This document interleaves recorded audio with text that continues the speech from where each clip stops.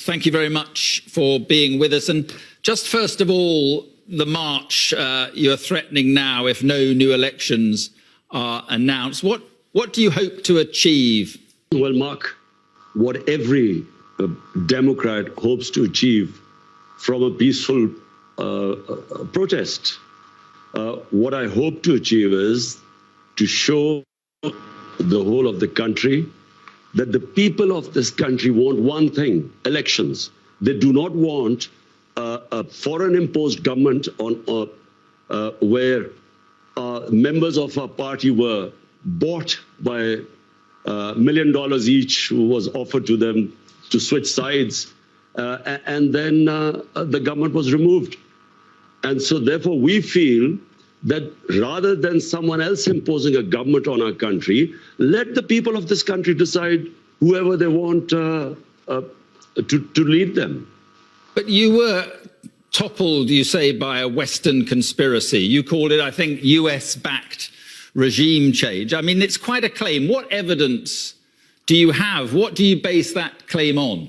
Well, as the Prime Minister, I get a cipher. Cipher is a secret message sent by your ambassadors.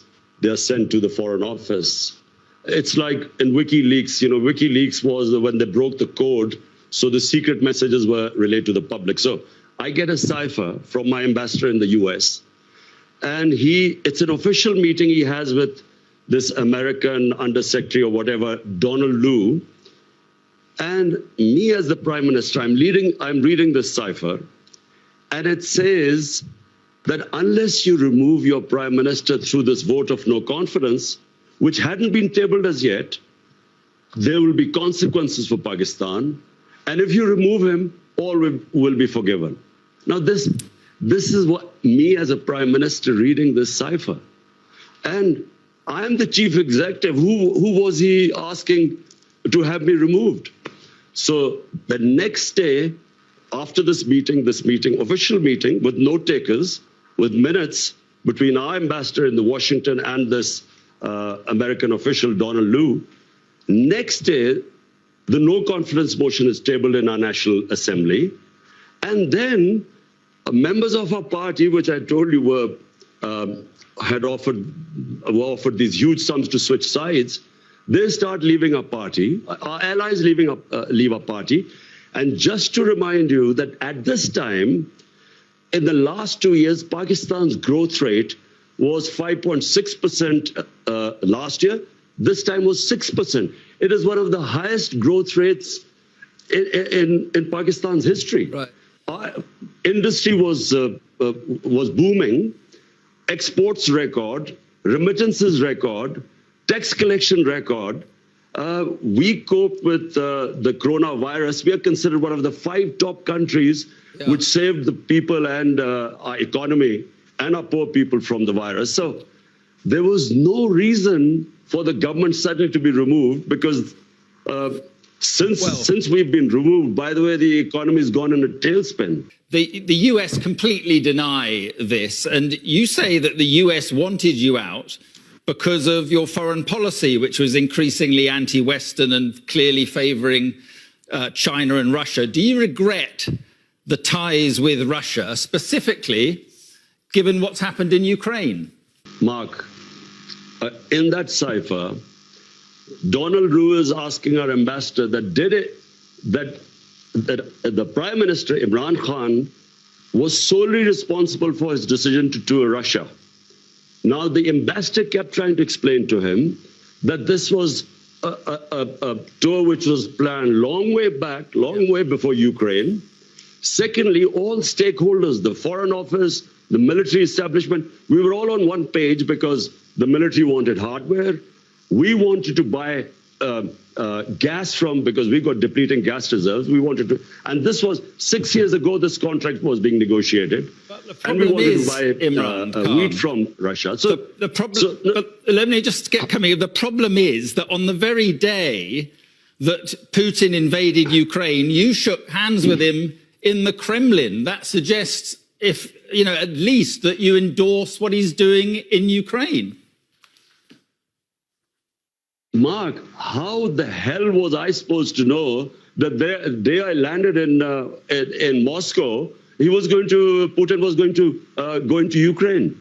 But remember, you didn't need to go ahead with the meeting. Even then, from my statement as Moscow was, I have never believed in military solutions. So never did I endorse that. Ours was a totally bilateral meeting. It was planned long before. So point I'm trying to make is that we didn't realize that when I would reach there, that Putin would go into Ukraine. How was I supposed to know? And how could you be punished for that? But do you accept that what Russia is doing is an illegal act of aggression? Do you condemn what Russia is doing? Mark, I am against all military operations. I was against Iraq war. I was against US going into Afghanistan consistently. I'm against military solutions in Ukraine to solve problems. But point I'm trying to make is that to hold me responsible, and in this cipher, it was only me being held responsible, while our ambassador was telling us that this was a long before the store was planned. The purpose of going there were bilateral things we had nothing to do with. But even so, the problem is that the ties you have with Russia and China suggests that you went ahead with that meeting, that human rights are secondary to trade for you. Russia is waging a war on its neighbor, killing civilians. China has a terrible record on human rights, repressing the Uyghurs and other minorities. Mark, I was elected by 220 million people of Pakistan to serve them. My number one priority is there are 50 million Pakistanis below the poverty line. I was not elected for them to correct all the wrongs that are going on in the world. My responsibility was my country. And so all my relationships, whether it was with China, with the United States, with Russia, were for the benefit of our own people. Listen, in Kashmir, which is a dispute between Pakistan and India, India has violated all United Nations resolutions on Kashmir. They've illegally taken away the right of the Kashmiri people and basically got rid of the statehood. Now, did anyone speak against it? There are atrocities going on in Kashmir. 100,000 people in Kashmiris have died. Has anyone condemned India for that? No, because India is an ally. Allow us to be neutral too so that we can look after our own people. What about Afghanistan? Are you pleased to see the Taliban back in control in Afghanistan? Were you pleased to see the West defeated? Mark, Afghanistan there was never going to be a military solution. Anyone who knows the history of Afghanistan, and the British above all, have experienced 3 wars in Afghanistan. The 3 times they've gone into Afghanistan in the 19th century, twice in 19th and once in the 20th century. There was never going to be a military solution. People like us who kept saying that this is not, you will not solve Afghanistan problem by bombing them or sending your military, we were called pro-Taliban. People like us were always talking about how would there be people in Afghanistan? For 40 years, they've been suffering. Mark, this is not a football match, whether you're on one side or the other. When there are problems there, the country that suffers most is Pakistan. Because we already have 3.5 billion Afghan refugees there. But you said the chains of slavery had been broken in the country. When the Americans left and the British, what did you mean by that? That was deliberate. It was deliberately distorted. I was speaking in Urdu. I was talking about getting rid of mental slavery. We still have the colonial education system, which elite is taught in English medium. We had first time in our history had 1 syllabus for everyone, and I said that mental slavery is far worse than physical slavery. In that context, I refer to Afghanistan, where physical, they're fighting for their freedom. What about the slavery of women? Are you concerned that they seem to be going back on their commitment to allow girls back to school, and they're now insisting women cover their faces? Are you worried at all about what is happening there? Mark, I am not responsible or a spokesman for the Taliban.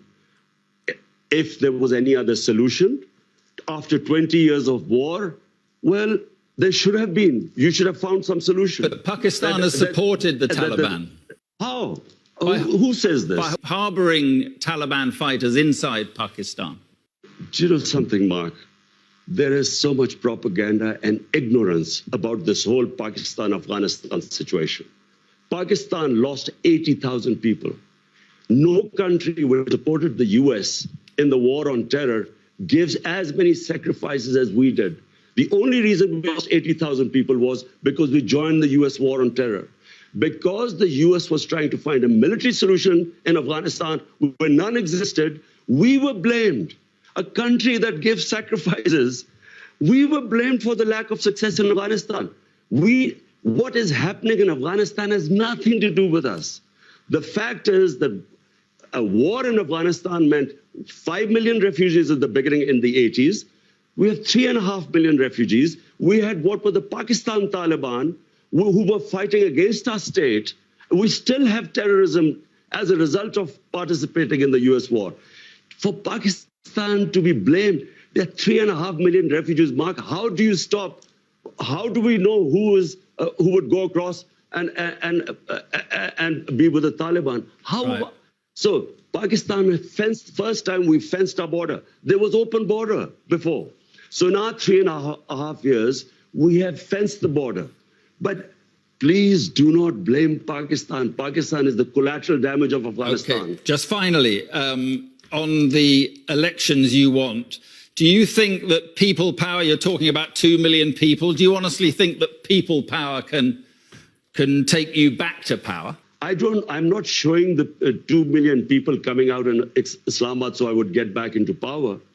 All we are saying is that there are two problems. One is that this is an imposed government through a regime change by Washington. Number two, they're criminals. 60% of the cabinet is on bail. The prime minister and the chief minister were about to be sentenced when they were made the chief minister and prime minister. It's an insult to this country. All we are doing is peaceful protest. Okay. We feel, let the people of Pakistan decide who they want to elect. Let's not have an imposed government from outside. Okay. Well, as I say, the Americans deny that. But listen, Imran Khan, thank you very much for being with us this evening. Thank you. Thank you, Mark.